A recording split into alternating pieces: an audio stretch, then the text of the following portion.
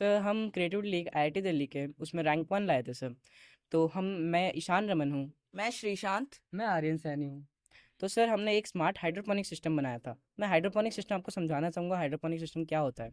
तो hydroponic system मतलब basically ये होता है कि आप उसमें पौधे जो है बिना मिट्टी के सीधे पानी से उगाते हैं।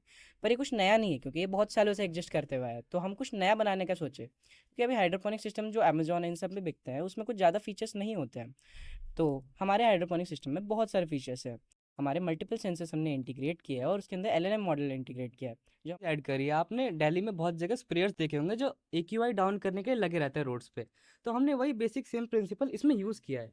जैसे कि प्लांट्स के आसपास का एक्यूआई अगर थ्रेशोल्ड से ऊपर गया, जो हमने सेट कर रखी है, जैसे 500 एक्यूआई से ऊपर गया, तो इसमें ह्यूमिडिफायर जैसे स्प्रे होते हैं वो ऑन हो जाएंगे, और जो जब एक्यूआई लोअर डाउन हो जाएगा तब वो अपने आप बंद हो जाएंगे। अब मैं चाहता हूँ कि हमारी जो जर्नी है वो श्रीशांत एक्सप्लेन करे। तो आपको पहले मैं ये बता दूं कि जब आप नॉर्मली पेड़ उगाते हैं तो उसमें आप मिट्टी, पानी और हवा का इस्तेमाल करते हैं, पर इसमें सिर्फ हम पानी और हवा चाहिए होती है हमें। और आपको एक चीज़ बता दूं कि इसमें आपको लग रहा होगा कि पानी का जो हमें पानी उपयुक्त होता है वो ज़्यादा चाहिए होता है, पर इसमें नॉर्मल पौधे उगाने के तरीके से लगभग 70 से 80% कम पानी चाहिए होता है। और ये 100% डिजीज़ फ्री होता है, इसमें कोई भी डिजीज़ नहीं लगती। और जब ये मॉडल स्टार्ट कर रहे थे तो हम सीबीएसई साइंस एग्जीबिशन में गए थे, जहाँ पे हमने डीडब्ल्यूसी मतलब पूरा का पूरा सिर्फ पानी में उगाया था, जहाँ पे हम टॉप 10 में आए थे।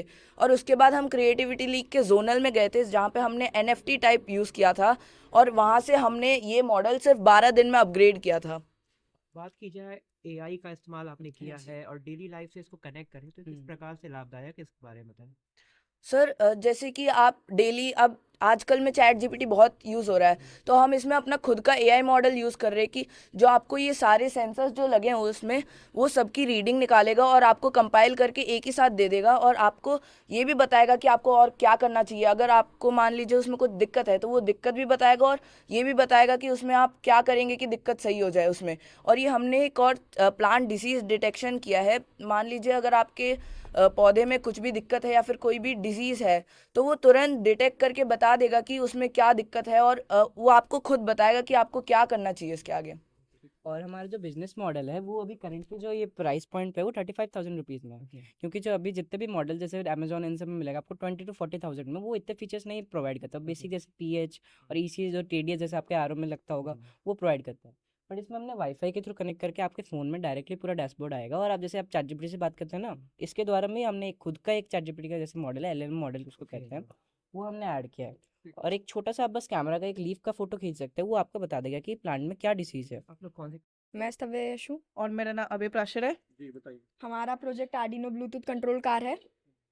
इसमें हमने एक आर्डिनो, एक मोटर ड्राइवर, और एक सर्वो मोटर। सर्वो मोटर और ऐसे बहुत सारे चेजेस और मोटर, बीओ मोटर 150 आरपीएम के बहुत सारे ऐसे कंपोनेंट्स यूज़ किए।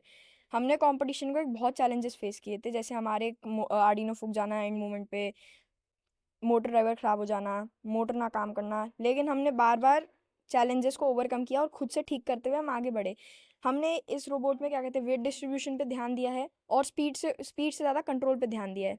हमने इसमें क्या कहते हैं हमने इसके डायमेंशंस ऐसे ध्यान दिए हैं ताकि जो ब्लॉक है वो परफेक्टली फिट हो उसके अंदर और उसको हिट करने में आसानी हो। यही हमारा प्रोजेक्ट था। Thank you. नमस्कार, मेरा नाम तरुण है और मैंने एक कोडिंग प्रोजेक्ट बनाया है। आपको पता ही होगा कि अभी जैसे एक्यूआई भी बहुत ज़्यादा है और प्रदूषण बहुत फैल रहा है, तो मैंने एक गाड़ी निकाली है सोलर पावर कार। वो धूप से रिचार्ज होती है और वह धूप से चलती है। तो धूप और ये पेट्रोल और डीजल कुछ सालों में ख़त्म हो जाएंगे। तो सनलाइट बहुत ज़्यादा आती है और वो कभी ख़त्म नहीं होगी। तो जब वो सोलर पैनल के ऊपर गिरेगी तो गाड़ी रिचार्ज होगी, जिसकी मदद से वो चलेगी। और आपको अगर ऐसा लग रहा है कि उसकी बैटरी ख़त्म हो जाएगी, तो उसमें ईवी कार की तरह एक स्टोरेज होगा जिससे बैटरी बच सके। और मैं चाहता हूँ कि आगे सोलर कार ही आए ताकि प्रदूषण कम होए